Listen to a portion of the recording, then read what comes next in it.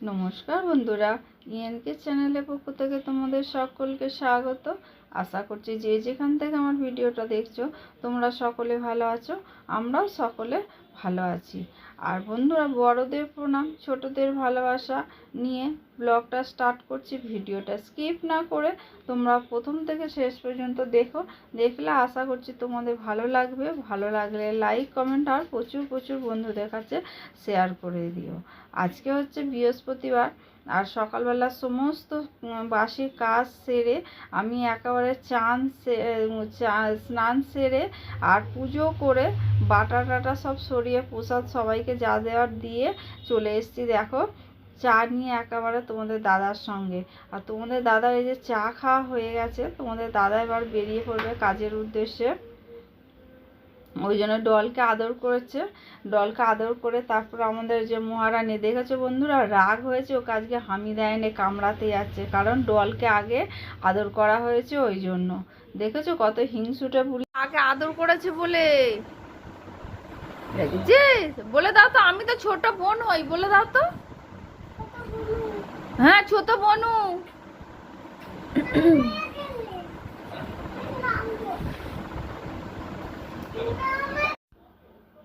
এইখানে যে তোমাদের দাদা কাজে বেরিয়ে যাচ্ছে, আর ওদিকে দেখলে সবজির ভ্যান গেল, আর এদিকে আমার দেওরের দোকানের আলু আর পেঁয়াজ এসছে। ডল বন্ধুরা, অনেকটা পরেই আমি তোমাদের কাছে আসলাম। এতক্ষণ ধরে কি রান্না হবে না হবে সেই সব আমি কাটাকুটা করছিলাম। এই আনাজ টানাজ সমস্ত আমার কাটা হয়ে গেছে। কেটে তারপরে এই যে তোমাদের কাছে আমি আসলাম। আমি কাটা শেয়ার করিনি তোমাদের, তাই কি। আর আজকে দুটো আবারও রান্না আমি দেবো তোমাদের, তোমরা দেখে নিও, একটা ভেজ আর একটা হচ্ছে নন ভেজ। তাহলে চলো বন্ধুরা, রান্নাঘরে গিয়ে এই যে দেখো বন্ধুরা, পটল ভাজা আলু ভাজা করবো। এই যে পটল আলুতে লবণ হলুদ মাখানো আছে, আর এটা হবে ভোলা মাছ। তোমাদের ভেজ রান্নাটা শেয়ার করি। বরবটি আলু কুমড়ো বেগুন দিয়ে আমি তরকারি, একদম সিম্পল রান্না, কিন্তু খেতে খুব টেস্টি। ভাত রুটি সব কিছু দিয়েই খাওয়া যায়। এই যে কড়া বসিয়ে দিয়েছি, কড়ার মধ্যে তেল দিলাম, তেজপাতা আর পাঁচফোড়ন দিয়ে আমি সব সবজিগুলো আমি দিয়ে দিলাম। এবার সবজিগুলো শুধুই এমনি ভাজা ভাজা করলাম, করে তারপরে দিয়ে দিলাম লবণের পরে দিয়ে দিলাম হলুদ গুঁড়ো, লঙ্কা গুঁড়ো আর জিরে গুঁড়ো। এখানে আমি ধনে গুঁড়োটা দিইনি, তোমরা পারলে দিতে পারো। এবারে দেবো সামান্য পরিমাণে জল দিয়ে এবার ভালো করে আমাকে মশলাটা কষাতে হবে। তেল ছাড়ে, যতক্ষণ না তেল ছাড়ে ততক্ষণ আমাকে কষিয়ে যেতে হবে। দিয়ে দিলাম সস, কারণ আমার ঘরে টমেটো নেই, তোমাদের ঘরে টমেটো থাকলে দিয়ে দিতে পারো। আর দিয়ে দিলাম অল্প সামান্য চিনি। কষানো হয়ে যেতে দিয়ে দিলাম বেগুন, কারণ বেগুনটা পরে দিলাম, বেগুনটা গলে যাবে ওই জন্য।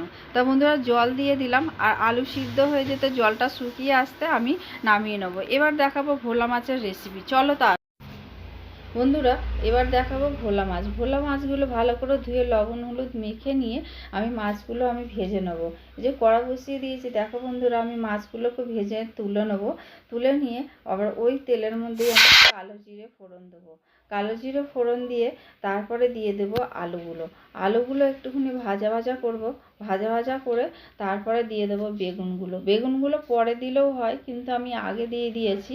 তাই এর মধ্যে আমি লঙ্কা গুঁড়ো আর হলুদ গুঁড়ো দিয়ে, আর দিয়ে দিলাম জিরে গুঁড়ো দিয়ে, তারপরে দিলাম লবণ দিয়ে অল্প সামান্য জল দিলাম। দিয়ে এবার মশলাটা কষিয়ে নিয়ে দিয়ে দিলাম অল্প সামান্য টমেটো সস। আমার ঘরে টমেটো নেই ওই জন্য।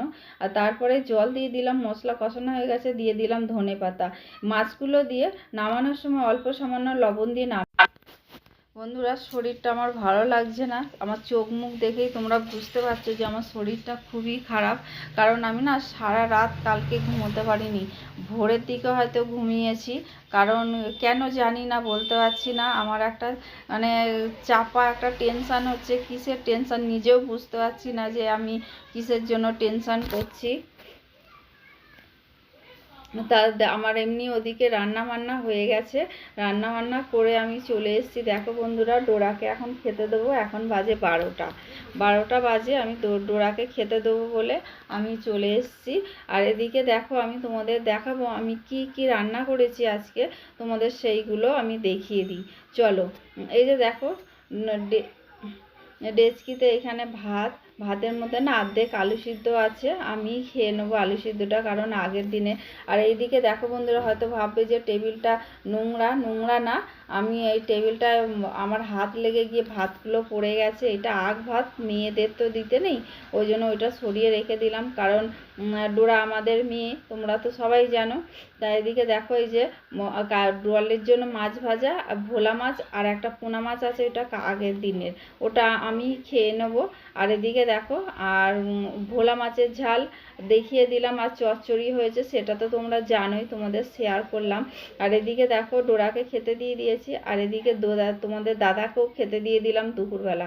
তারপরে খাওয়া দাওয়া করে একটু রেস্ট নিয়ে চলে আসলাম বিকালবেলা চা বিস্কুট নিয়ে দুজনে মিলে।